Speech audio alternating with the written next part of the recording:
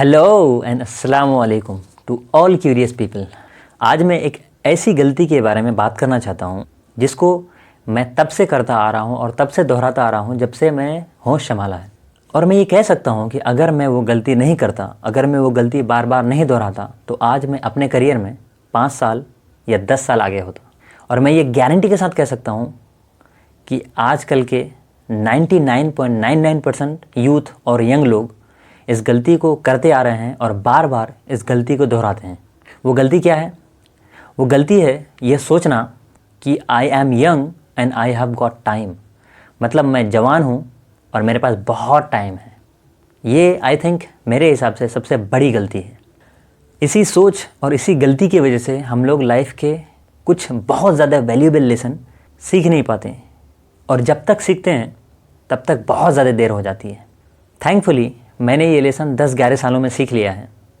पर दुख की बात यह है कि कुछ लोग 30 साल में, 40 साल में, 50 साल में, 60 में, 70 साल तक इस लेसन को नहीं सीख पाते।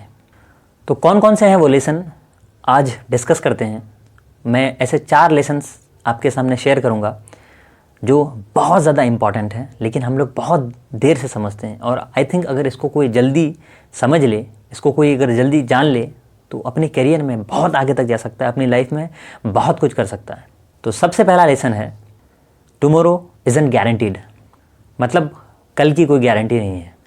ये हम सब लोग जानते हैं कि हमारी लाइफ कितनी अनप्रेडिक्टेबल है। हमारी लाइफ में कब किस वक्त क्या हो जाए कहना मुश्किल है, और हम लोग नहीं कह सकते, हम लोग प्रेडिक्ट नहीं कर सकते किस वक्त कौन सा एक्सीडेंट हो जाए, किस वक्त कौन सा बड़ा हादसा हो जाए, क्या पता अगले पल में हमारी मौत हो जाए।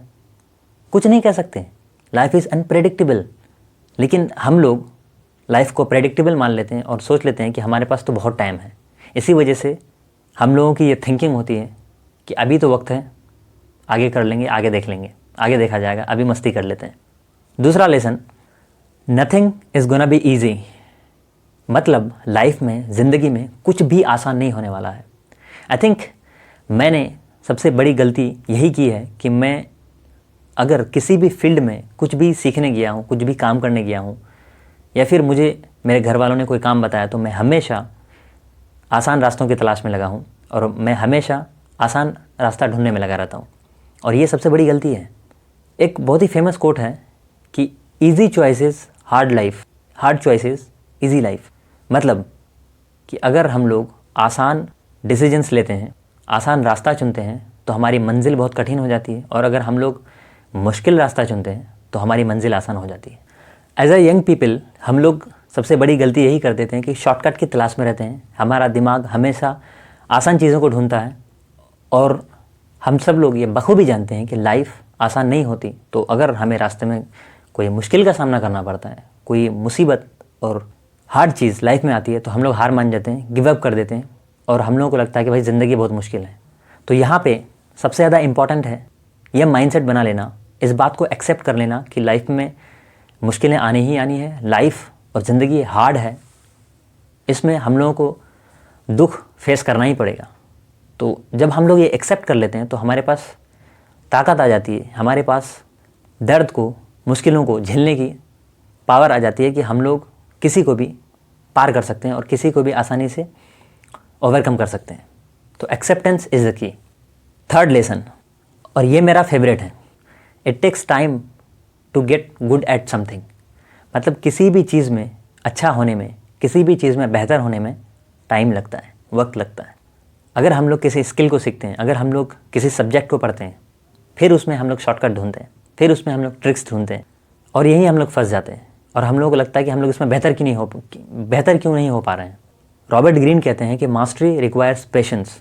किसी भी चीज़ में अगर हम लोग मास्टर बनना चाहते हैं, किसी भी चीज़ में हम लोग मास्टरी हासिल करना चाहते हैं, मास्टरी अचीव करना चाहते हैं, तो उसमें हम लोगों को वक्त देना पड़ेगा, उसमें हम लोगों को सब्र रखना पड़ेगा, टाइम देना पड़ेगा। Without patience, without time mastery हासिल नहीं की जा सकती। अगर हम लोगों को किसी भी चीज़ में एक्सपर्ट बनना है तो 5 से 10 साल लग जाते हैं किसी भी चीज़ में एक्सपर्ट बनने के लिए। किसी भी चीज़ को वक्त देना बहुत ज़रूरी है। अगर एक ही चीज़ में हम लोग बार बार स्टिक रहते हैं तो उसमें एक्चुअल में मास्टर बना जाता है।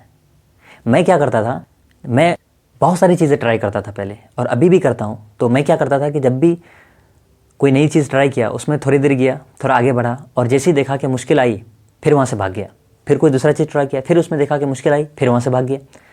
तो मैं वैसे ही करता रहा हूँ और किसी भी चीज़ में एक लॉन्ग टाइम तक स्टिक करके नहीं रहा हूँ। That's why I am struggling in my life. आपको पता है दुनिया के सेकेंड रिचेस्ट इंसान जेफ बेजोस एक 40 मिलियन डॉलर लगभग 200 करोड़ रुपए लगा करके एक घड़ी बना रहे हैं, जो आई थिंक वो घड़ी 10 साल में या फिर 50 साल में एक बार टिक करेगी, एक बार अपना कांटा घुमाएगी। और वो ये क्यों कर रहे हैं? क्योंकि हमें लॉन्ग टर्म थिंकिंग आ जाए, हम लोगों को लॉन्ग टर्म थिंकिंग की पहचान करने के लिए वो इतना बड़ा इन्वेस्टमेंट कर रहे हैं। और कोई भी बड़ा इंसान ऐसे नहीं बन जाता, टाइम देना पड़ता है, तब जाके कोई भी इंसान बड़ा बनता है। Fourth lesson, the sooner you start the sooner you will get. मतलब आप किसी भी चीज़ को जितनी जल्दी स्टार्ट करोगे, आप उस चीज़ को उतनी जल्दी अचीव कर लोगे और उस चीज़ को उतनी जल्दी पालोगे। वो एक कहावत कहते हैं ना कि जो टाइम पे स्टार्ट करते हैं, जो टाइम से पहले आते हैं, वो सब कुछ पा लेते हैं, और जो देर करते हैं वो मुंह ताकते रह जाते हैं और उनके हाथ कुछ भी नहीं आता। वेल, ये वीडियो मैंने एलेक्स हॉर्मोजी के एक ट्वीट से इंस्पायर होकर के बनाया, और इसलिए बनाया क्योंकि ये गलती मैं पहले बार बार करता था और कहीं ना कहीं अब भी मैं इस सोच का शिकार बन जाता हूँ कि मैं अभी यंग हूँ, मेरे पास बहुत टाइम है। अंत में इस बात से मैं अपनी इस वीडियो को समाप्त करना चाहूँगा कि मेरी माँ हमेशा मुझसे ये बात कहती थी और आज भी कहती है, अभी भी कहती है कि जो जागा वो पाया, जो सोया वो खोया। मतलब जो जागा हुआ है, जो होश में है, उसको वो सब चीज़ मिल जाएगा जो वो पाना चाहता है, लेकिन अगर जो सो करके है, जो बेहोशी की हालत में है और उसी तरह अपनी ज़िंदगी जी रहा है, उसके हाथ में कुछ नहीं आने वाला है। वेल देन, ये वीडियो आपको कैसा लगा कमेंट सेक्शन में ज़रूर बताएं, अपना इंपॉर्टेंट फीडबैक ज़रूर दें ताकि मैं अपने आप को और इम्प्रूव कर सकूँ। This is Farhan Shamimi, thank you so much.